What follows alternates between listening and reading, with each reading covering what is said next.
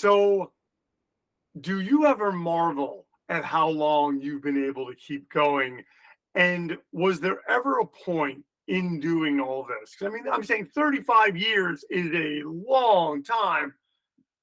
Did you ever like think you were done? Did you ever think, oh, it's over? Like you, it doesn't seem like it just because of who you are. But I've got to ask, like, like, do you marvel? And did you ever think that it was over?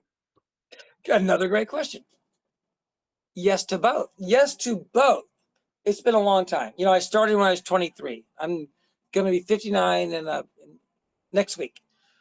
I do marvel at that. I do like, wow, that's been a long time. Sometimes it seems like 35 years, and sometimes it seems like that. And the only time in my life is when I get a double whammy. Before I started this, my whole family, or most of my family, they are in the education, right? Teachers, superintendent, the whole bit. And my goal in life then, and still also now, because I can do that here, is to have a positive influence on people, mostly young people, set them on the right path, just with experience. Like, hey man, you shouldn't do that. Don't listen to me, but trust me, I've been there. And I thought being a grade school teacher would do that. So, you know, I went to Mount Sac for like a million years. I went to Chafee at Mount Sac, and I finally got all my shit done. I went to San Bernardino, and I'm sitting there going to school. I had 2 more years to finish until I got my degree.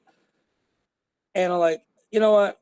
It's just too stressful. I don't want to deal with a lawyer. I don't want to deal with, because that's not the reason I started this. I just want to have fun. So like for a week, I'm like, ugh. Then I said, you know what? Fuck that. No one's going to change me. I'm like, I'm not going to let anyone destroy who I am inside. Fuck them. I win. They lose. And I said, I'm still doing it. I'm doing this. Fuck those guys. But there was that week, 1 week, 7 days or so, that I was like, oh, I can't do this because of the stress. Bands recording at places like West Beach, where and then the studio where Game Face recorded, which I believe was For the Record. How much input as a label guy do you have on where the bands record? Do you tell them, hey, maybe go here, maybe go there? Or is it, hey, I'm putting up the money, just tell me where you guys are going, let's work it out, and that's what we're doing? The latter. Back then, things were selling. Man, if I didn't sell 30 to 40,000 records back then, that was a bad release. It really was, because I was doing LP, cassette, CD. So then I'm like, you can record wherever you want. Just before you go to the studio, practice. I mean, we're still on the timeline, but yeah, don't learn your songs in the studio. And West Beach was very popular. And Donald Cameron, good guy, he was the main guy there. But I let them, and also E for the Record, happy birthday. For the Record was really super good. I love that guy.